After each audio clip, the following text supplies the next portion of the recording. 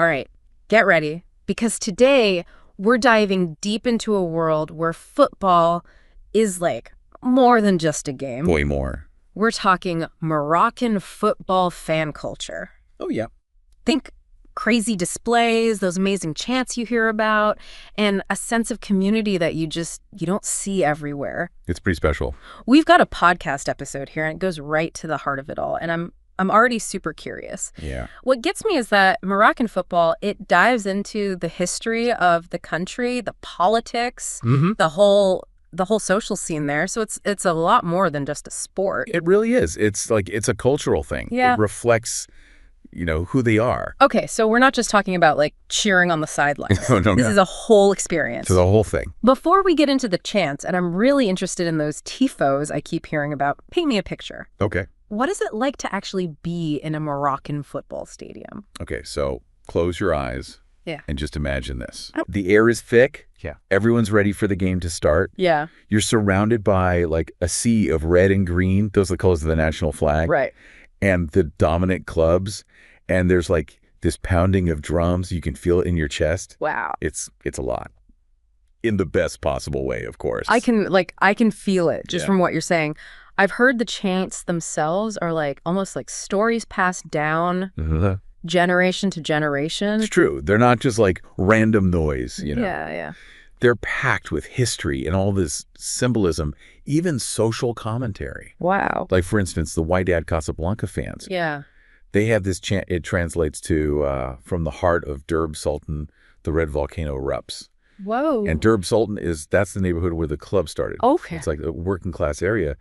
And the red volcano is their crazy fan base. That's intense. It is. And it speaks to like where they came from and the energy they bring. Yeah. To every match. So it's more than just like words. It's like you got to know what it means. It's like you got to be in the know. Yeah. You need to understand like the club, the history, the rivals, even the politics sometimes to really get it. To get the full meaning. Yeah. Some are like celebrating the players. Yeah. Past victories. Yeah. Others are like satire, making fun of the other team. Oh, that's fun. Or even like critiquing their own team. Wow. So they can actually voice their opinion. Exactly. Through these chants. That's so cool. So it creates that sense of like you belong. Totally. But it also lets them engage in a dialogue. Yeah. Even if it's like through this secret language almost. Yeah. What about the tifos? Oh, yeah. The source material talked about these elaborate displays. Yeah. What's so special about those? So imagine tifos as these like huge performances. Okay. Choreographed. Yeah. With banners and flags and sometimes even fireworks. It's visually like spectacular. Wow. And it takes so much planning. I bet. From hundreds, sometimes thousands of fans. That's crazy. So how much effort goes into making one of these? Oh, that's a huge commitment. Yeah. Like weeks of designing, getting materials, and practicing. Wow. It's like it shows that dedication that's so big in Moroccan culture. Yeah. Like going above and beyond for something bigger than yourself. That's really impressive. It seems like creating these tifos is like a way for fans to show their love. Yeah. And loyalty, in a way you can see. Totally. Does that come through in what we have here? Absolutely. The podcast episode actually has this quote from a Raja Casablanca fan club member who says, for us, tifos are more than just visuals. They're a way of life, a way of expressing our love, frustration, and dreams. Wow. It's how they make their mark, contribute to the story of the club. It's like art, but on a massive scale. Totally. Are there any specific tifos that stand out in what we're looking at? Let me see. I'd love to know what kind of imagery they use. Yeah, so there's one that's super striking. It's a giant, depiction of Raja Casablanca's emblem. Okay. Which is a green eagle. Oh, cool. And it has Arabic writing that says, strength in unity. That's awesome. The visual, impact is huge. Yeah. And it really shows, the club's identity and how much the fans support them. It's amazing how they can combine, art and symbolism like that. Yeah. It's so powerful. Yeah, it's really cool. But this dedication, does that carry over to the national team, too? Absolutely. When the Moroccan national team plays, it's like the whole country is behind them. Really? Yeah, it's pretty amazing. All the club rivalries, they just disappear. Yeah. And everyone's focused on supporting the Lions of the Atlas. That's their nickname. That's their nickname. It's a beautiful thing. Wow. It's national pride and unity. So while they're like diehard for their clubs, Uh-huh. the national pride is even bigger. Oh, way bigger. It trumps everything. It does.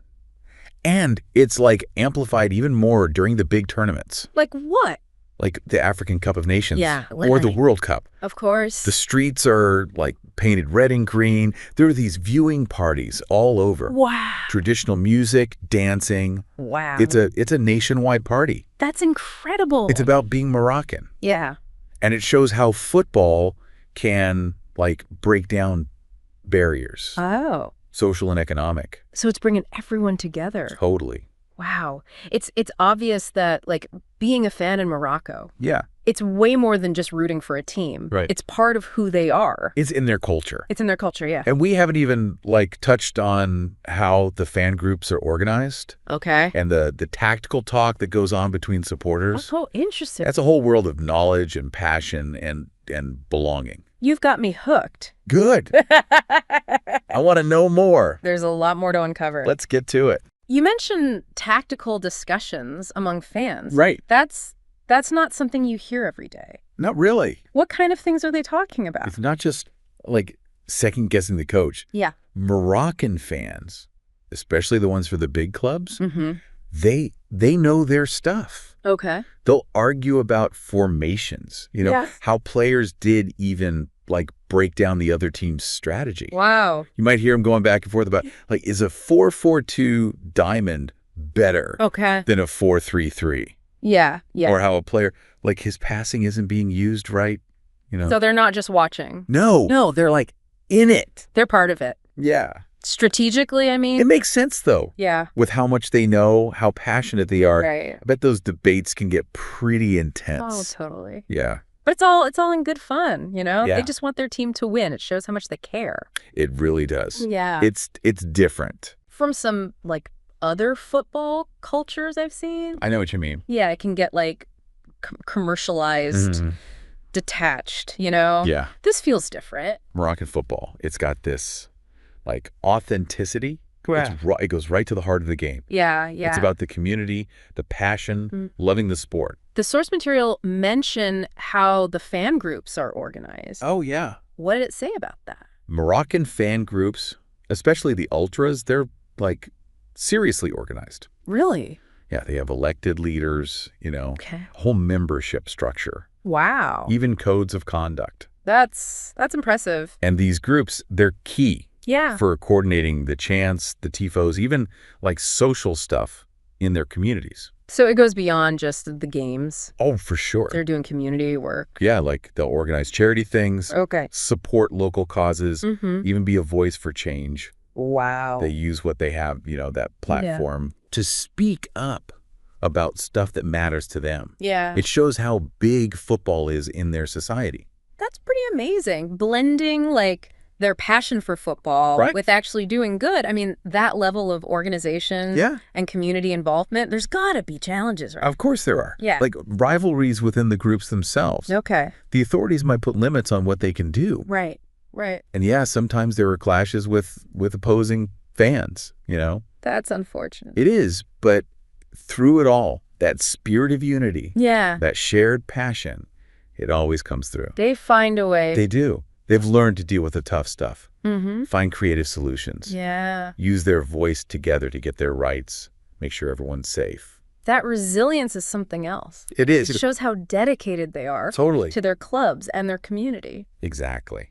Wow, it's clear. Like, being a fan in Morocco Yeah. is so much deeper Way deeper. than what we usually think of. Right. It's cultural. It's got this rich history, these social dynamics.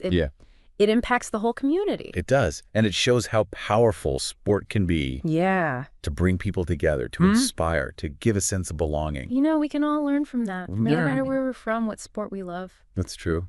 I completely agree. This deep dive, Yeah. it's been eye-opening, I'm glad. really showing me a world I didn't know much about. It's been great exploring it with you. As we wrap up our deep dive into Moroccan football fan culture, Yeah. I'm just like, wow, at how much depth there is, how complex it all is. It's a lot to unpack. What would you say, like, for our listener, Hmm. what are the biggest takeaways? What really makes this fan culture stand out? I think at the heart of it, Yeah. it's that connection between Moroccan football and who they are, like as a nation.